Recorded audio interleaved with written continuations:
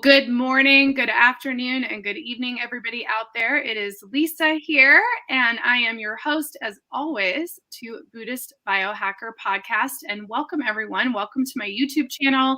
Please don't forget to click subscribe if you are not already subscribed to Buddhist Biohacker. It's highly sus that I've had 0 new subscribers in 2021. So I'm starting to wonder if I'm shadow banned. So please subscribe if you haven't already. And thank you to everybody who's listening later on the replay, either here on YouTube or on audio. We are on 10 different audio platforms, including Podbean, iTunes, Pandora, iHeartRadio, all that stuff. So welcome in. And I'm really excited. We're in episode 227, if you guys can believe it, of Buddhist Biohacker. And we are joined with special guest, Carolyn Ventress. Welcome. Hi. Hi. So excited. Oh, I'm so excited to have you. And Carolyn and I have a very special connection because we both communicate with Galactic Spiders. And so we thought we would talk about this live on the air. So hi to everybody who's joining. And I'm pretty excited about this, Carolyn. Yes, I am too. And what was so fascinating for me is I didn't even realize it was a thing until I met you in Colorado about 2 months ago. So it was just like kind of a whirlwind for me. I was like, oh, this is like an actual thing that happens. And I was just like, oh yeah, she's 9 foot tall spider. She's about 8 feet wide. It's whatever.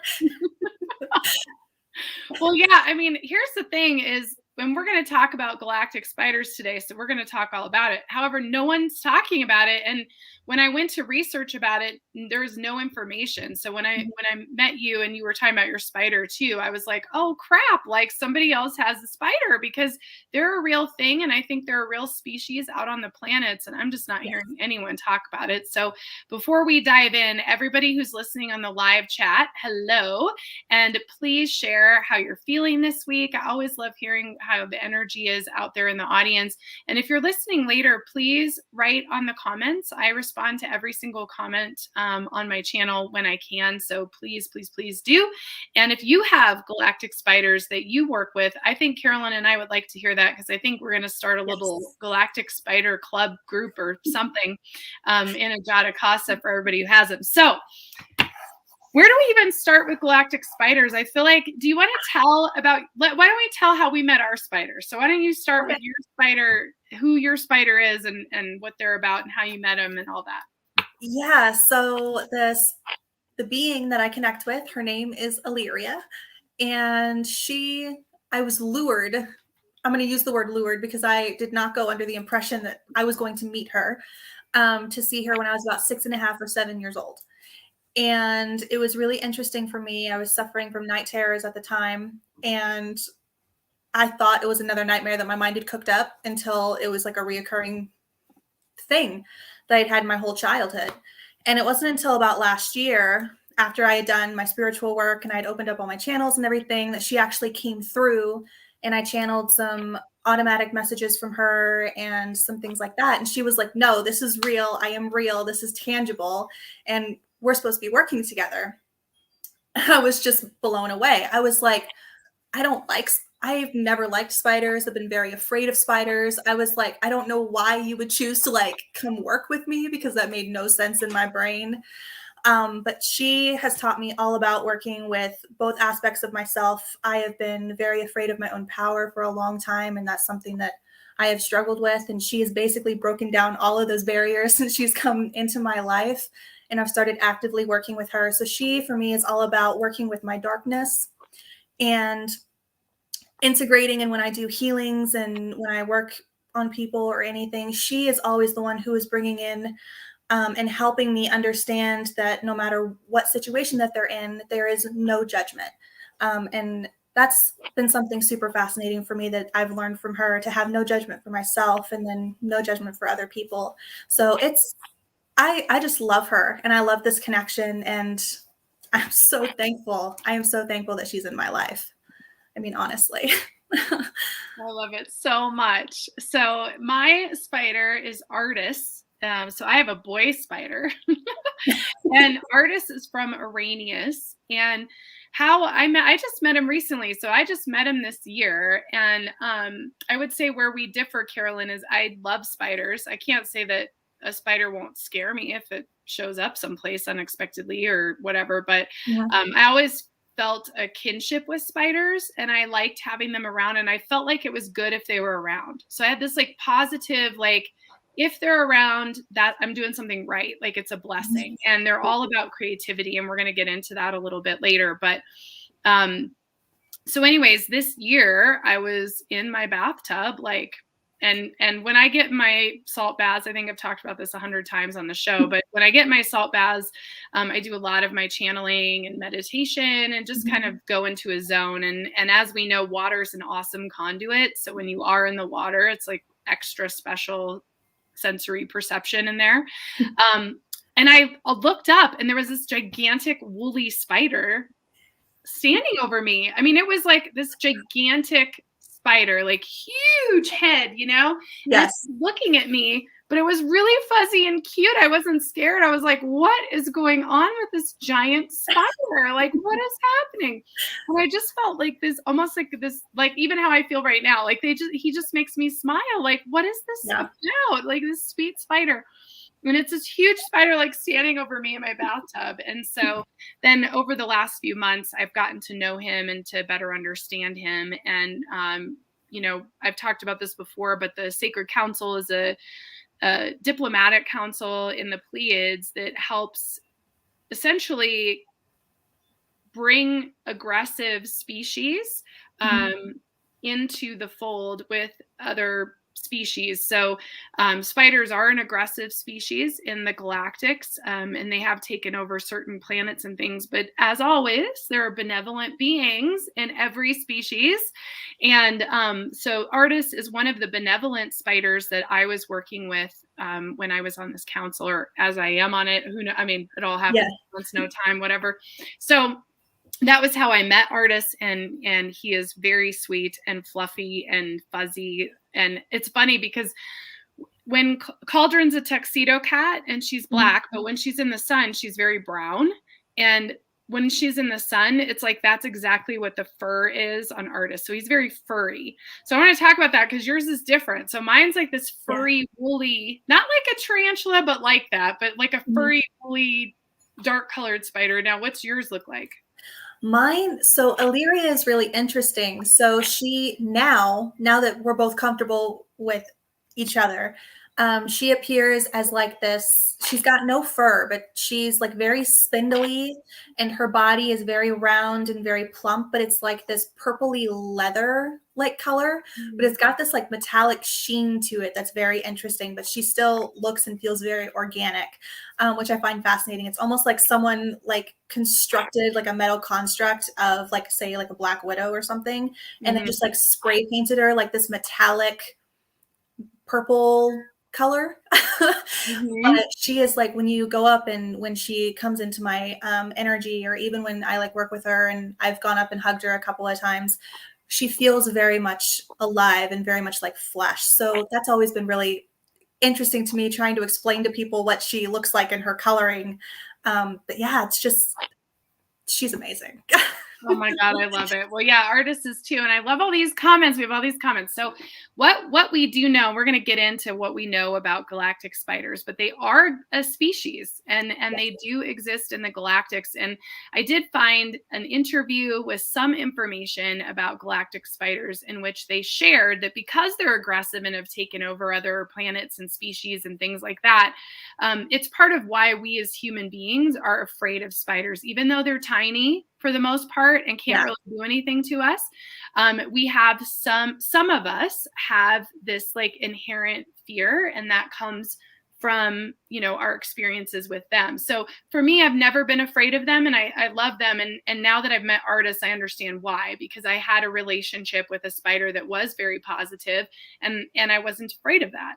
But I love this. So we have all sorts of stuff going on here. So let's see. So Gina, whoever you are, I love that you're Gina 3 times, says, OMG, Carolyn, I had night terrors when I was little, and it was always because of these giant spiders coming at me, but then they have stopped and not returned. That's interesting.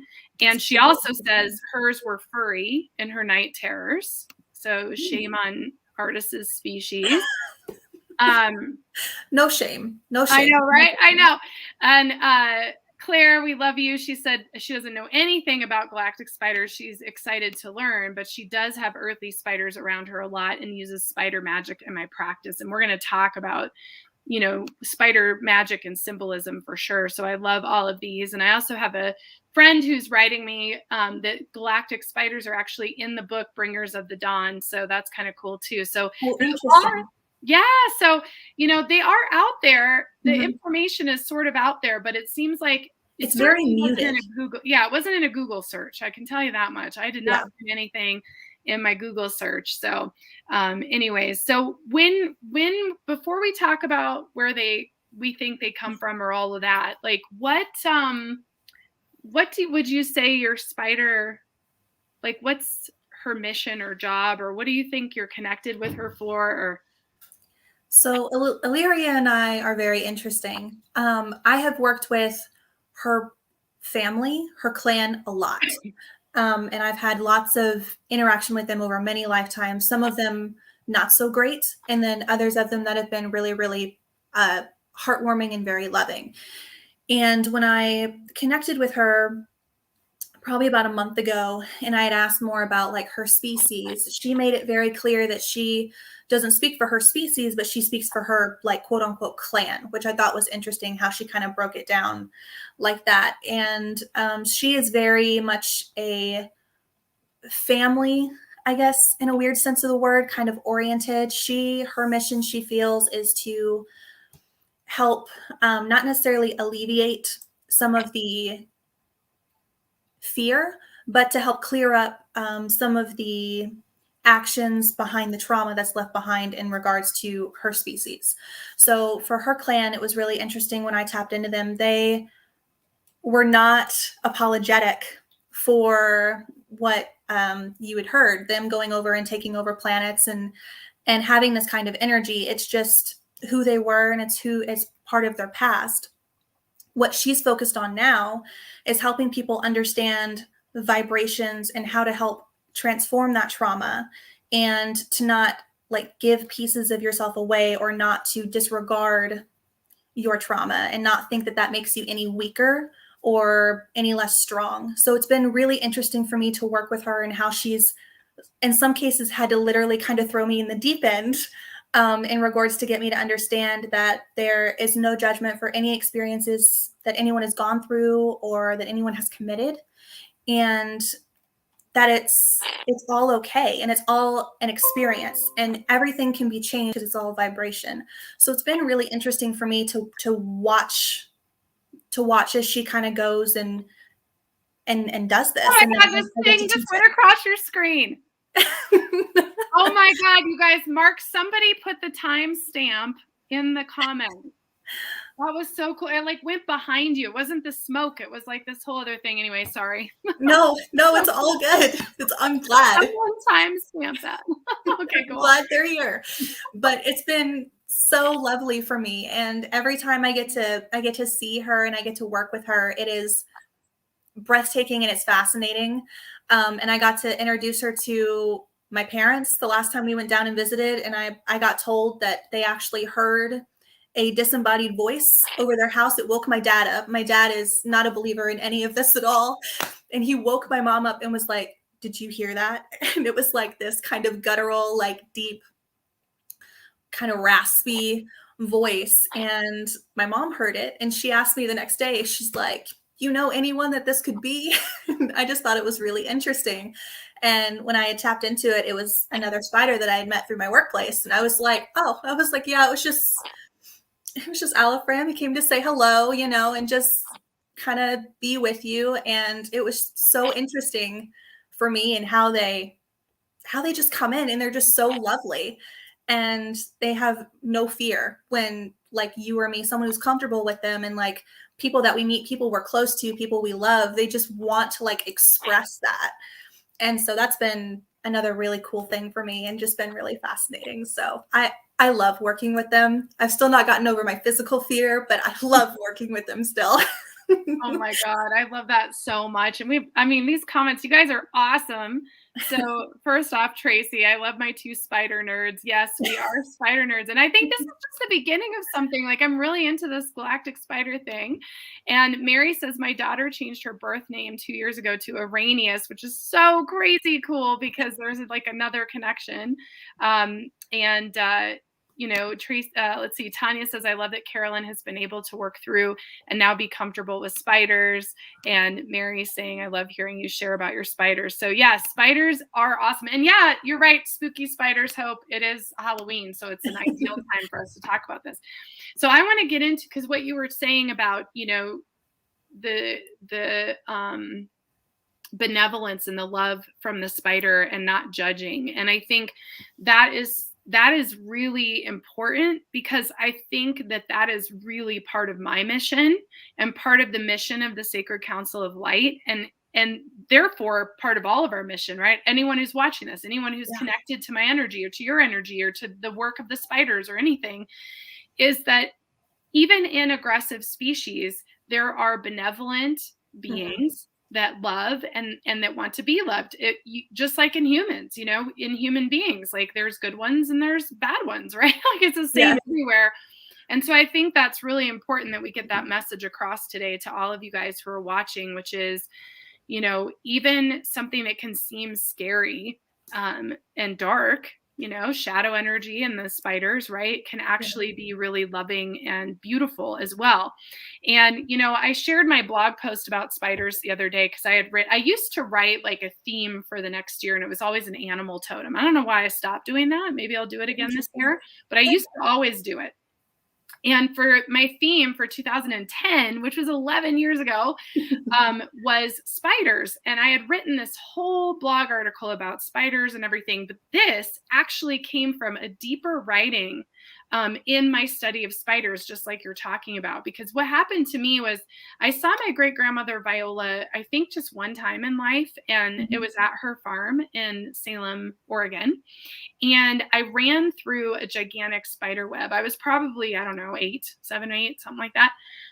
And I was really scared when I ran through that spider web because it's icky, right? It's icky. You got webs all over you. And I was scared I had a spider crawling on me. And my great grandmother told me that spiders are incredibly magical and that they're a gift. And I remember that. And that's part of why I've loved spiders. So I've been exploring. I was exploring a lot about spiders in 2009. This is before I knew artists existed. And so in that, I started writing about spiders. So in my new book that I'm working on right now, I actually was writing about spiders in the way that this blog post. So I actually just put this all together myself this week, that I was like, oh, but the important part is in all of this writing, there were kind of 2 spiders I was comparing, which is Shelob. So those of you who are Lord of the Rings nerds like me, definitely makes me a nerd if you didn't think I was one already. But there's Shelob, right? And she had a lair, and it was like very sticky, and there was dead things hanging everywhere, right? Tons of webs, dark, scary. She was mean, right? She like was sneaky and manipulative. And then one of my other favorite movies, which is Charlotte's Web. I think I watched that movie 100 times, the cartoon, when I was a kid. Charlotte is this beautiful, benevolent, graceful, you know, she saved Wilbur, right? She saved the pig. And then she gave her life for her babies. Like, it was such a beautiful story, right? And for her, it was light. Her webs were very light and they were graceful, right? And she spelled these beautiful words. And you know, I really think this is profound. And when I pulled out that blog post, I was like, oh, you know, when you write in flow, it's like you don't even know what you wrote. And I think there's something really profound about the 2 different sides, the light and the shadow of the spider, because the spider represents creation. So are we creating from Shelob's perspective, or are we creating from Charlotte's perspective? Are we contributing through what we create and spin from ourselves to support life, or are we taking life? You know, which one are we doing? And I think that's a very interesting way to look at our own ability to create energy. I totally agree. So this is so it's really funny that you said that. So some information that I'd gotten from her clan was, so it was like it was exactly what you said. And it was so interesting to hear you basically just say that and just regurgitate it back to me. I was like, I didn't even say that, and here she is already speaking it. I was just like, I was just like, okay. I don't know why I worried. I was like, yeah, she's got it. But yeah, it's just it's really fascinating. And I was reading a book by Stephanie Meyer called The Host. I don't know if you've ever read it. And it talks about this alien species who bonds to like the humans, and they basically wear them as like suits. And they've done this for all throughout the galaxy on many, many planets. The point is, in like probably the back half of the book, there's like one small section that talks about planets that they're going to send her to. And they talk about this planet full of life-size spiders and how they see things and how they are spinning webs. And I just thought it was really interesting when I had finally like realized that galactic spiders were a thing. When I went back and looking at some of the things that I had read or some of the movies that I had seen, there are like small little tidbits of information that are out there, but none of them have been put together. None of them have been talked about or anything. And I find that really interesting that there's like nothing. There's no information. I'm like, I don't know what that is about. I'm just like, I don't know. I don't know either. It was just really fascinating for me. Well, and I'm curious, you guys out there in the audience, like, has anybody found any information? I mean, it sounds like I'm getting some messages that there's information, but it just hasn't been a lot. And they're in a lot of sci-fi. Like when you think of the giant spiders were a big part of all of Tolkien's work. Like they're in The Hobbit, they're in Lord of the Rings. They're part of this, that spider journey was part of it. And so that's coming from somewhere in our consciousness. Well, and they're in Harry Potter too. Yeah. I mean, they're in the Forbidden Forest right next to the castle, which I thought was really interesting that they were that close to all the students, which I thought was interesting. It is, because they didn't go attack them, right? No, they were just living peacefully. All they did was took people who wandered willingly into their nest, which was really interesting. And then in the sixth one, when the one died, he came out and like died in the middle of, I think it was the field maybe that Hagrid's hut was in.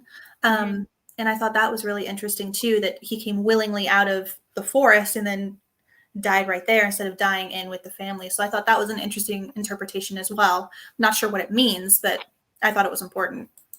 Yeah, I totally agree.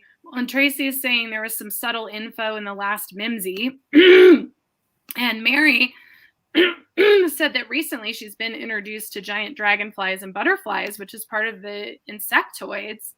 Yeah. And what's interesting about the insectoids, I have like a whole thing with that with praying mantis, and I do see them often in my life.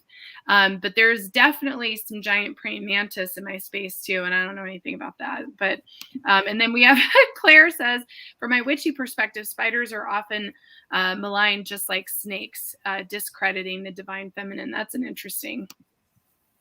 You have anything you want to say about that? From the information that I have, I would say it's not just the divine feminine, but it's the sacred masculine too. So at least from Illyria's perspective, it is, because she got teaching from both. And she got taught how to create and then sing webs into creation, and how to create sacred geometry, and how that reverberates and reflects frequency into her environment. And just like how it creates ripples right through your whole reality.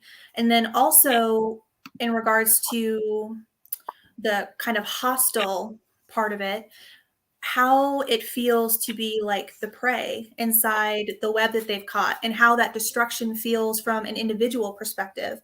They look at both sides. So, you have the practical, which is the sacred masculine, and then you have the womb and the spark, right, which is the divine feminine. So I feel like it's not just one side. I feel like it's both. And that just looking at one side can make it feel very unbalanced, or can create a lot of fear, right? Because there's no other part. It's like you have to be only this in order to be a part of it. And that's one of the things that I've really learned from her, is that there is no one thing that you have to be in order to tap into this. It's who you are, and it is a part of all of you. Even the parts that you might not like, your anger, your shame, your judgment, I mean, whatever it is, all of that is fuel for power, and all of it you can give, right? So if you want to create space for something new, you have to let something go. And that's something that she's kind of taught as well, and that she's learned from her male elders, which has been really interesting for me to That learn. is interesting. Well, and it's interesting because my spider is a boy spider, or male spider. And I shouldn't say boy, male, male spider. And so for me, artist has like this protection energy, like this strength within him where he's protecting and supporting me. Like one night I went to bed and he was just like holding me in bed. Like he was just holding my space and my energy field. Yes. But I've also fought some galactic spiders. I remember someplace hearing about galactic spider, that there are technology spiders. So these would not be natural spiders, galactic spiders, but ones that have been created like AI spiders by the controllers. And I have seen those on people before, and they feed off fear. Yeah. And I've had to fight some of those, like in the lucid dream state and in meditations and things like that, and removed them from people that I care about. And, so this concept, it's like taking these things that we're afraid of, right? And it's using them. So when we go back, and that's tying into what Clara was saying and what you're saying, which is it's taking things, these symbols, these concepts or ideas that we're afraid of, and using them to generate more fear. And so I think, if there's anything that I would say artist does, is to show that you really don't need to be, it's blasting through the paradigm is what I'm trying to say. It's blasting that energy of, even though there is some darkness and some manipulation, there's also this light, and this protection and this care. And I think that it's interesting with the masculine, because there's this masculine protective spider energy, and then the spinning of the webs, the feminine, right? That feminine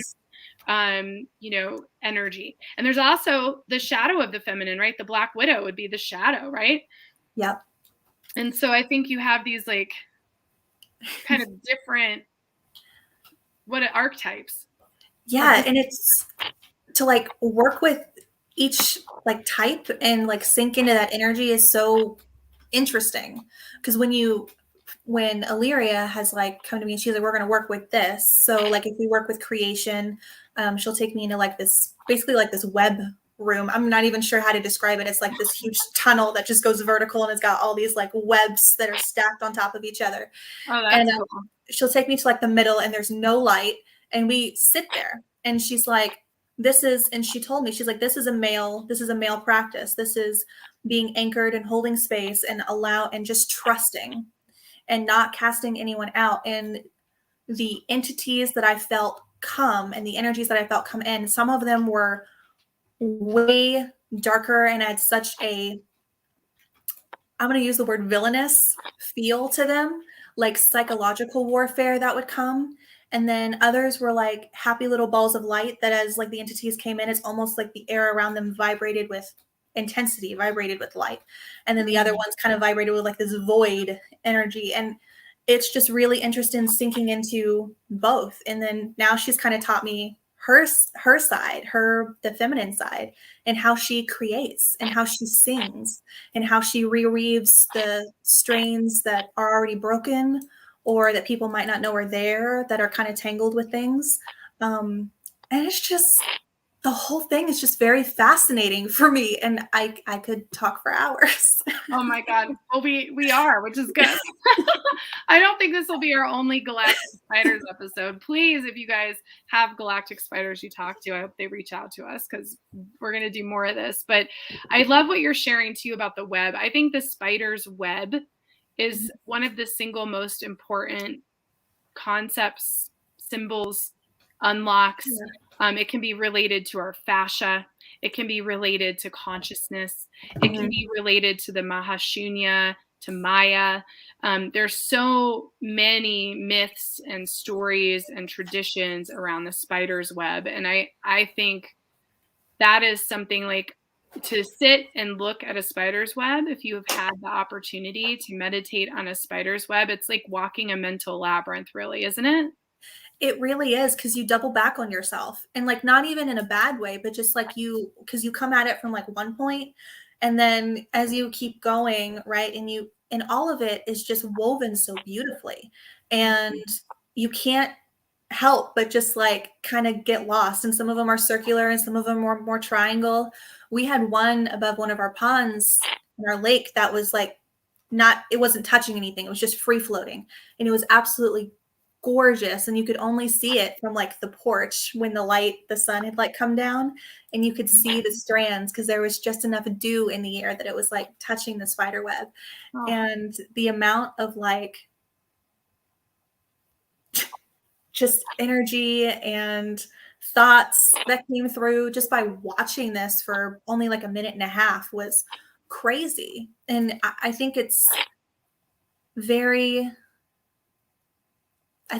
good symbol to use for as many things as we do, because it's just infinite and in its simplicity. And I don't have enough words to describe it in the language that I'm currently speaking. So it's fascinating for me. Well, it's quantum, right? It's quantum. Like you said, it's infinite. It's a field of time space kind of suspended in the linear is what I feel. And I remember when I lived on Maui, I drove the road to Hana one day, my day off work, and it's weaving through all these jungles, and I went around one of the curves, and as I was coming up the hill, the sun was hitting perfectly, and at the top of the hill there was a gigantic spider's web, just beautiful, and in the center was a cane spider like this. The cane spiders are huge, so it was like this big, and it was absolutely brilliant. I had the photo, but it was on my Facebook, which I deleted, so I don't have it anymore, which is a bummer, but it was just beautiful. And those are the moments where you know that like you're in a sacred space because you're being allowed to see into their world, like into their world and into their space. It's like, and it's so majestic. And I think it's such a great way or a great lens to use for our own life. Like, what are we creating? What does our web look like? You know? Or even when we feel like we've been beat down, it's like, okay, well, someone came through and just completely wrecked what I created. It's like, what do I need to get rid of? Right? Maybe my foundation wasn't stable. Maybe there are some people that clearly don't have my best interest at heart and maybe moved or tried to build something on top of it. There's so much from these webs that we can look at and apply to our own life. Honestly. Oh, it's so true. Well, and of course there's so much we can get into the spider symbolism, so I think we should, but 8 legs, infinity, right? Even their body is an infinity shape, right? If you look at most of their bodies anyways, and they have that powerful number 8. And so between the spiraling of the webs and their bodies and the 8 legs and the infinity, there's so much about them that I just think is not understood, because the little bit I found about the galactic species was basically that they're aggressive and they go and they nest, right? And it made me think, again, not to go back on the Maui game, but I just was there and I can't stop myself. But when I lived there, the cane spiders are huge, and one of my stores had an infestation of cane spiders. So you'd open up the door and they just jump out at you, and they jump really far, and they're this big around, and they jump around. So if you don't like spiders, you aren't gonna live in Paia. Let me just tell you. But it was funny because they infest, and they would live in the vacuums and stuff. And if they moved into your vacuum, you literally had to get rid of it. You couldn't keep it because they would never leave. So I understand how on a macro scale that would be intense. If they took over a planet, right, or a star system, they're going to infest everything. But it doesn't necessarily mean that they're bad. Right. Yes. And so what I have found interesting in my workplace is, even I think it was yesterday or the day before, I was just walking around my store, I was just putting stuff away, and I noticed out of the corner of my eye there was this spider that was like orange and kind of fuzzy. And I was like, I don't know. I didn't know who it was. And I had met a spider at my work before, but he is more like anchored to the ground, and he just kind of works with everyone who comes in. And but this one was like really new, and he didn't talk to me, he didn't do anything. He just kind of sat vigil like the whole day. And everywhere I went, I could see him. And I was like, this is really interesting. But I love the fact that now I get to see different like breeds, quote unquote. And like the people who come in, like we have new people who come in and start working, the how they kind of manifest. We have like 5 or 6 college kids now that this being just kind of follows around, and it's been really interesting for me to see how they are using and connecting with this being without them knowing, because I can see this being, and they can't. But it's just so fascinating for me to watch how they all co-create together, and they just don't know. And I think that's happening a lot, because I've run into them very frequently, more frequently now than I have, that I'm conscious that this is a thing. So I want more people to step forward so we can have a bigger conversation about this, because I can only imagine the amount of teachings and the experiences that we would get from it. Yeah, I totally agree. And I'd like to open it up to you guys in the audience, because we have such a great group of people today. If you have things you want to share about spiders and about spider symbolism, get them up here and I'll share them up on the screen and we can talk more about them, because there's so much out there about them. And for me, it's always been about creation. It's always been about like our ability to create. And I think that is becoming what I'm noticing in the collective is we're collectively creating more. So Yes. It's less siloed. Like it's not really about, one person creating. It's more about what are collective communities, the collective as a human race, like what are we creating together, and what reality is in front of us, and being able to create these like micro habitats that are like these webs, right, where we're living together. Now, spiders are pretty solo, though. I wonder if there's any species out there that actually live in community. I guess I could look that up while we're talking. Do you know, Carolyn? I don't. I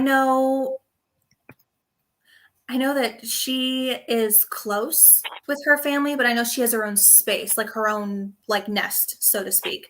So for her, I don't think they live necessarily like right on top of each other, unless they have like a bunch of young that they're teaching, and then in which case they'll go like back and nest together.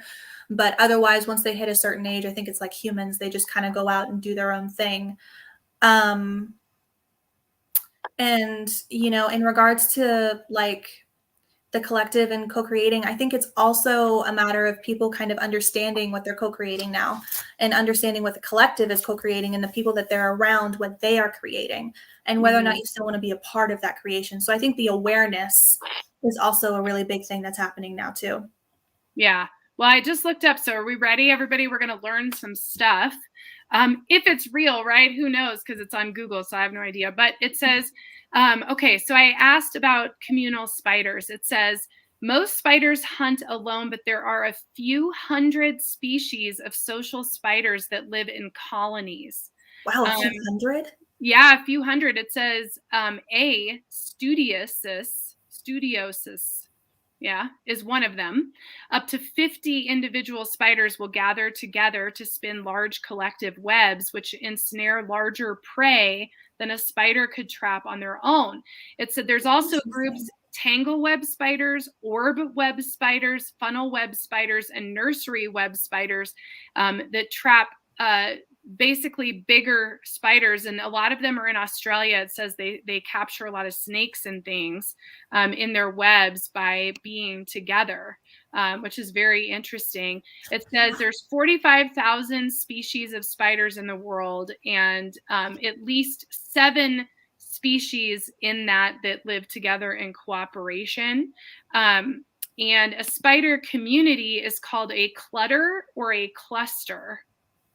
Which is very interesting. So yeah, so there in fact is groups of spiders that live together, which is really cool. And and then Mary said, I answered this, but let's see. She said her question is, if spider species have taken over planets, wouldn't there be some coordinated effort between the whole? What do you think about that? I mean, I think so, but I've seen it, so I'm gonna go with yes. That's one of the things that last year that before we started working, she's like, this is who we are. And so she threw me in the middle of essentially what was them conquering a planet. I don't know if it was her species or her type necessarily, but it was in the middle of basically like a battlefield, and it was them in their darkest. And she was like, this is who we are, but this is not all of who we are. And it is a very coordinated effort, but they are also very skilled by themselves. If they wanted to, they could definitely take over a huge chunk individually. But I think in order to truly conquer a planet, then yes, they do work best in a group. Yeah. You know what's cool? So, when you Google search, I love Googling because it always gives the universe the opportunity to give you information. And I saw a picture, and this spider looks just like Artis. And it's called the Huntsman Spider.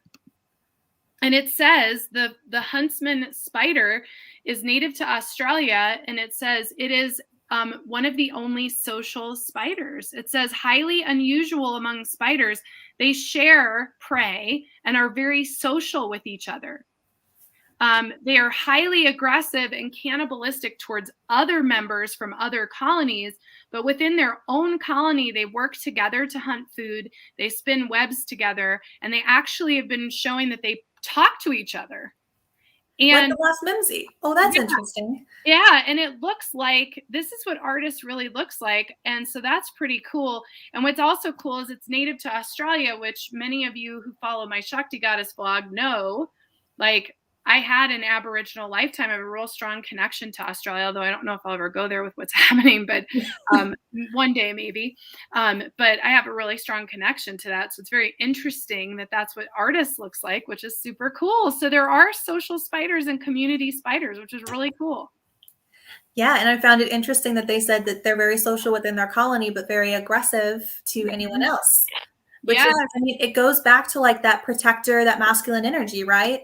Which is just what we were talking about. So it's perfect. It's perfect. Totally. Now, Karen shares, I love all these shares. She said, hi, Karen, by the way. I had a reading done where I was given a spider as my spirit animal. When I walked out to my car that morning, there was a tiny spider dangling from a long strand, which was incredible confirmation. That is cool. Yes. I love that. And Tracy says, I love that they are a species that are on most every landmass and variant in size, tiny to huge, carnivores, herbivores. They span many aspects of physical existence. That is really true. Like, they are everywhere. Yes. And Karen said she felt gentle and benevolent. So yeah, that's cool stuff, you guys. What is the spider totem? Do you know anything about any other things with the spider totem symbolism? I think symbology, but that's not a real word. So I've looked at spider symbolism quite a bit. From what has really resonated for me has been all about creativity, and then not necessarily asking for help, but knowing that you are the creator of your own life. So whatever it is that is causing dissonance, you have the capacity to reweave your own web. And it is all about powerful benevolence, but there's also, there's that shadow aspect too.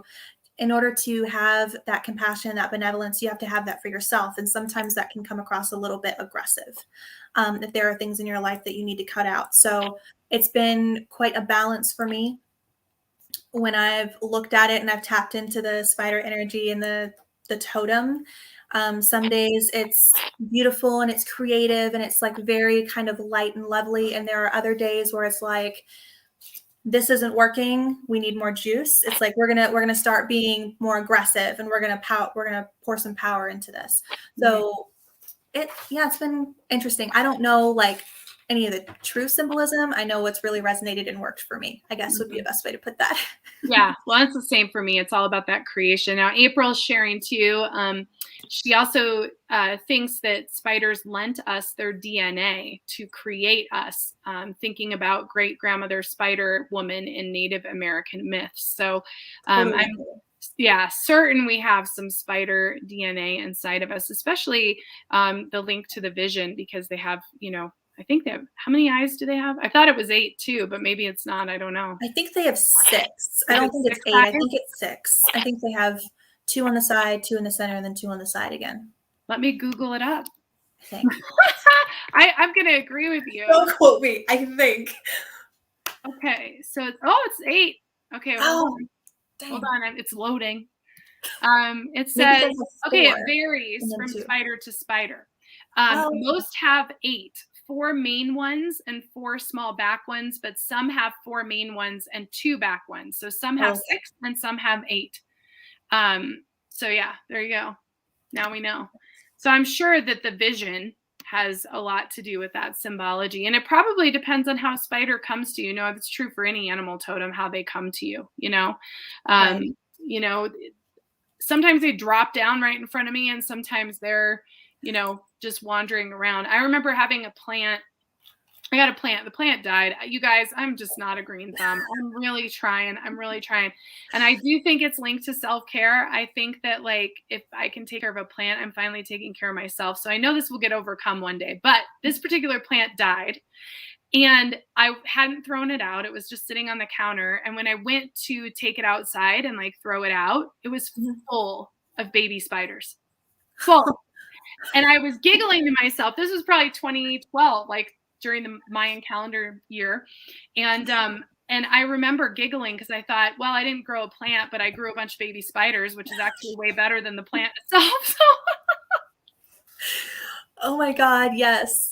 Oh, okay. So kind of in the same vein, after we got back from Colorado, we went to see my friend Tammy, and her house, literally, I walked in there and I thought they were going to crawl from underneath the floorboards. The spider energy was so intense.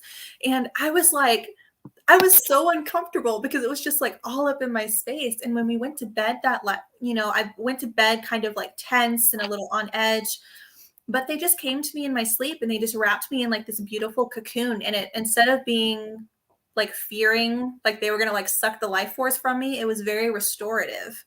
And it was very refreshing. So yeah, I think it's totally about the perspective and kind of what you sense and what feels for you, because for some people that would be super, super scary. And for me, it was amazing and just so refreshing and just amazing. I love it.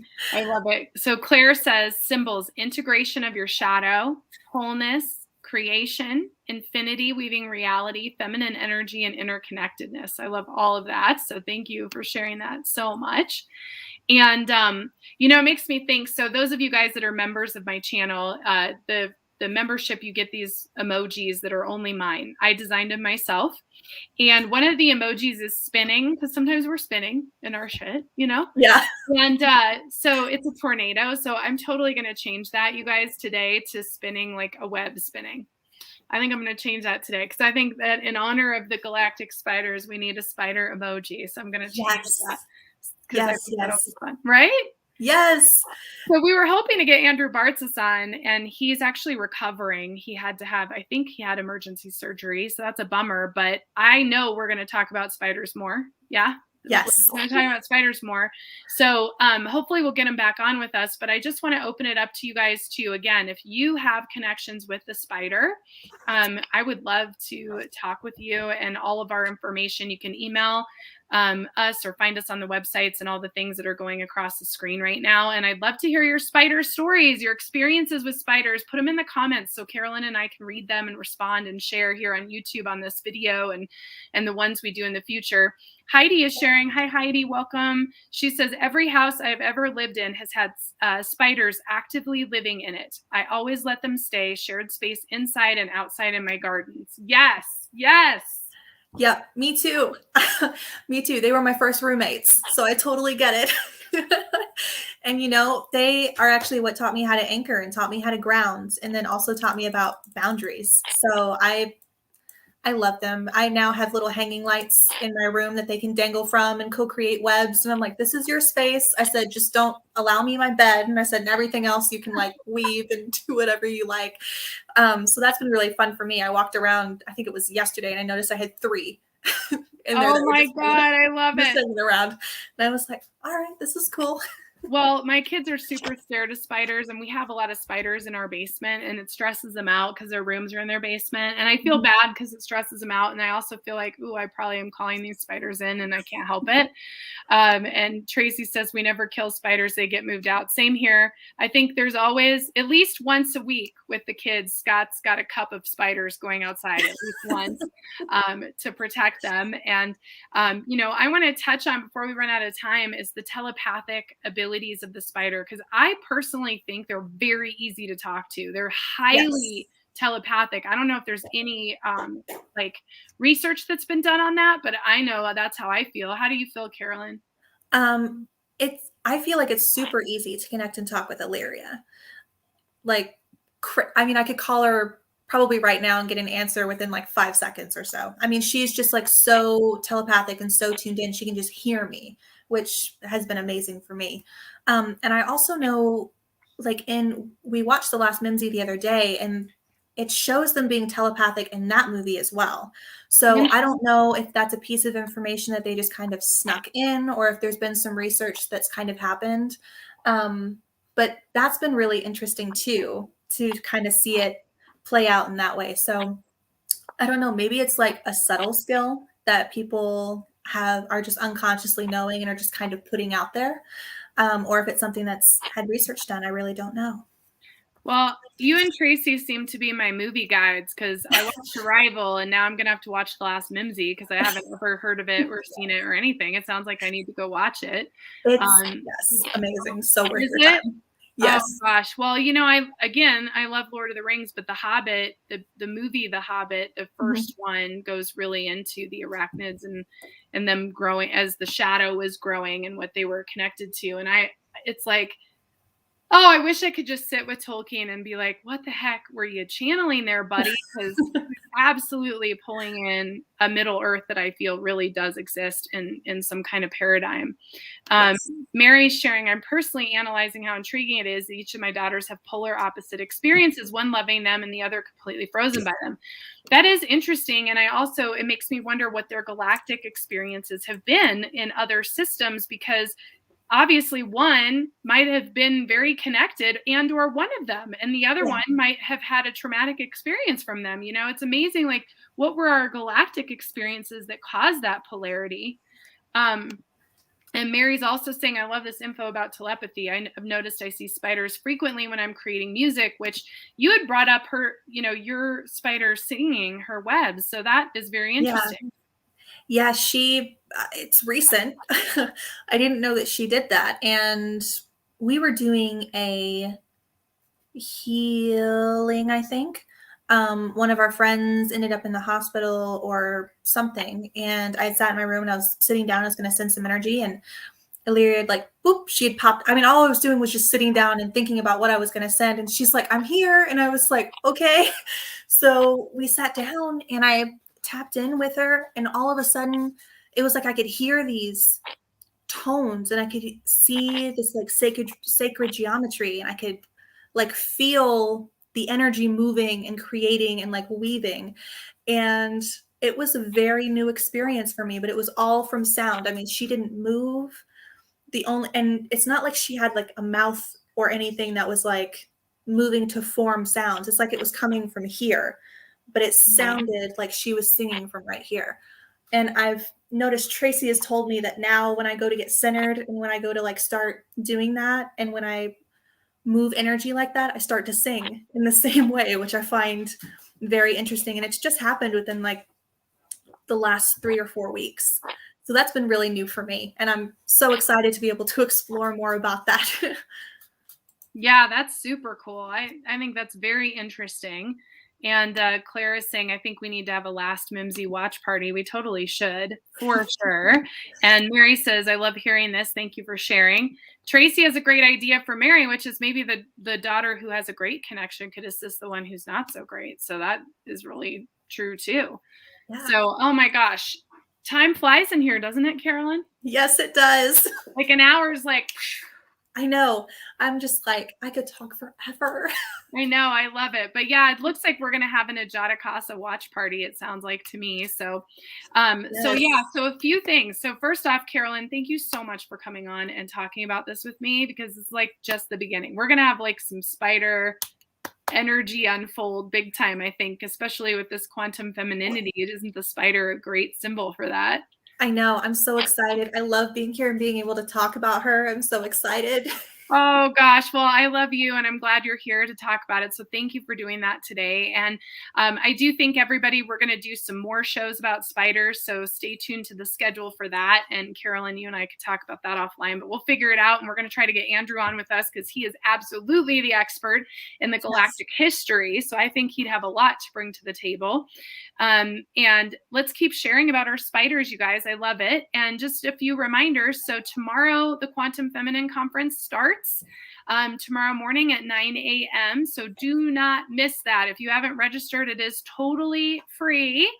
And it's going to be really, really incredible. I know I have missed the OHO vibe, like the frequency ride, and I'm ready for it this weekend. So join us for that.